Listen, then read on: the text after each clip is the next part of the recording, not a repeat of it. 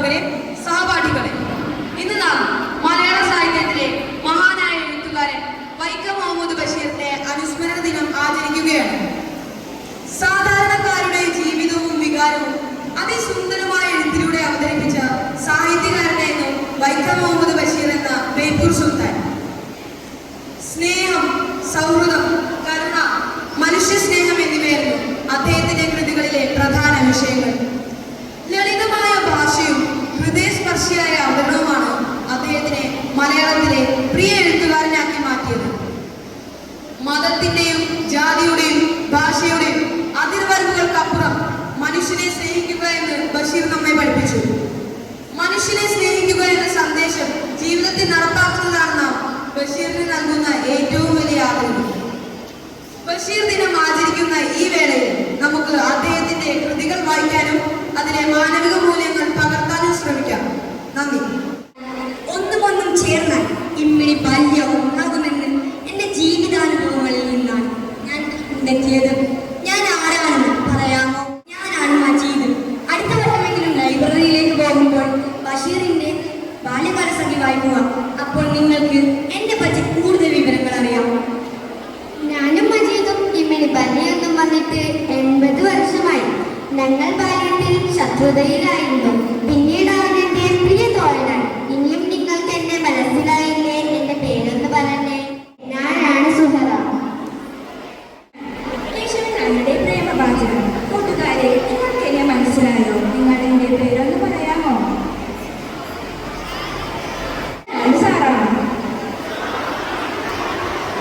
പുരുഷമെന്ന കഥയിലെ കഥാപാത്രമാണ് ഞാൻ.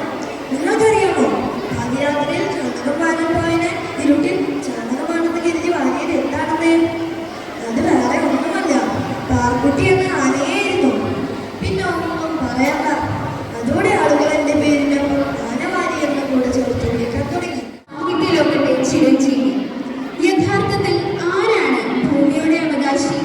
എല്ലാം തികഞ്ഞവനെന്ന് സ്വയം അഹങ്കരിച്ചിരുന്ന മനുഷ്യനുമേൽ പ്രകൃതി നടത്തിയ ദുരന്തങ്ങൾ നാം കണ്ടു കഴിഞ്ഞിരിക്കുന്നു. എന്നിട്ടും സഹവർത്തിത്വം എന്ന ആശയത്തിൽ എത്തിച്ചേരാൻ മനുഷ്യർക്ക് സാധിക്കുന്നില്ല എന്ന യാഥാർത്ഥ്യത്തെ ചോദ്യം ചെയ്യുകയാണ് ബഷീർ. അദ്ദേഹത്തിന്റെ ഭൂമിയുടെ അവകാശികൾ എന്ന കൃതിയിൽ നിന്ന് ഒരു ഭാഗം. വേദിയിൽ സഹലും അലീനയും.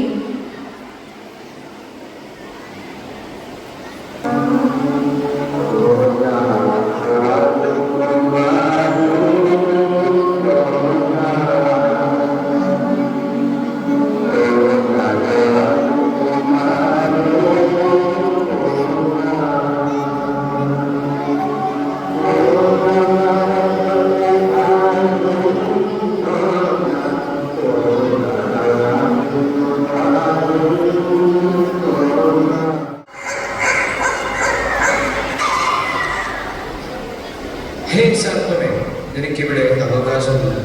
എൻ്റെ സ്വന്തമായ ഈ 2 ഏക്കർ പറമ്പിൽ നിന്ന് ക്ഷണത്തിൽ എങ്ങോട്ട് പോകുമല്ലേ? ഭൂഗോളത്തിൻ്റെ ഒട്ടധികം ഭാഗം മനുഷ്യൻ കഷ്ണം കഷ്ണമായി തീരമായി കഴിഞ്ഞിരിക്കുന്നു. എവിടെ പോയാലും മനുഷ്യനെ ഉപദ്രവിക്കുന്നു. എന്താ ഇവിടെ നായുടെയും കോഴിയുടെയും ഒക്കെ ശബ്ദം വല്ലാണ്ട് കേട്ടല്ലോ. നല്ല പാമ്പോ ശരിയാ വന്നോ? അത് നമ്മുടെ സഖാവും മൂർഖൻ. എന്നിട്ട് അടിച്ചു തന്നില്ലേ? ഇല്ല, ഭഗവതിയെ പോലെ ഒരു ഈശ്വര സൃഷ്ടിയല്ലേ അത്. ജീവിക്കട്ടെ, ഭൂഗോളത്തിന്റെ അവകാശിയാണ്. അതുമല്ല, നമ്മുടെ കുട്ടികൾ ഓടി നടക്കുന്ന സ്ഥലമാണ്. നമ്മുടെ പറമ്പിൽ വരുമ്പോൾ അടിച്ചു കൊല്ലണം. കൊല്ലണമെന്ന് വേഗം പറയാം, നിനക്കതിനെ കൊല്ലുകയും ചെയ്യാം. പക്ഷേ ജീവൻ കൊടുത്ത് സൃഷ്ടിക്കാനൊക്കെ. മനുഷ്യരെയും മറ്റും കടിച്ചു കൊല്ലുന്ന പാമ്പുകളെ ദൈവം എന്തിനു സൃഷ്ടിച്ചു? ആനകൾ, കടുവ, സിംഹം, കരടി, കാട്ടുപോത്ത്, നീർക്കുതിര, പുലി, ചീങ്കണ്ണി, വാമൽ, കഴുകൻ, മയിൽ, മാൻ, മൈന, പഞ്ചവർണ്ണക്കിളി എന്നിങ്ങനെ ഭൂമിയുടെ അവകാശികളായി ഒട്ടേറെ എണ്ണത്തിനെ സൃഷ്ടിച്ചിട്ടുണ്ട്. എന്തിന്? തിമിംഗലം, സ്രാവ്, മത്സ്യങ്ങൾ, നീരാളി, കടൽ പാമ്പുകൾ എന്നിവരെ എന്തിന് സൃഷ്ടിച്ചു ഒന്നും അറിഞ്ഞുകൂടാ. ദൈവഹിതം ഏതായാലും ഒന്നിനെയും കൊല്ലാതെ ജീവിക്കാൻ ശ്രമിക്കണം. ഹിംസ അരുത്.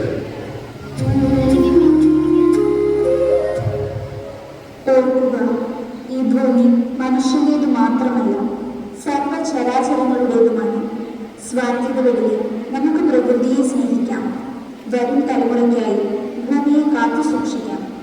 ഈ മണ്ണ് നമ്മുടേത് മാത്രമല്ല, നാളെയുടേത് കൂടിയാണ്.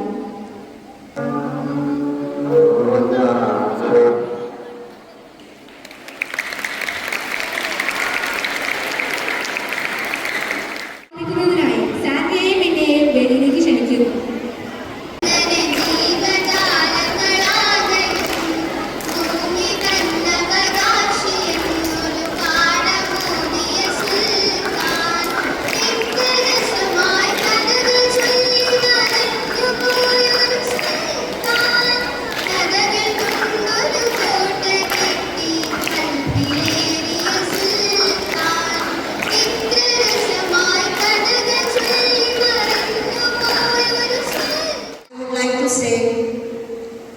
He cherished some values or many values.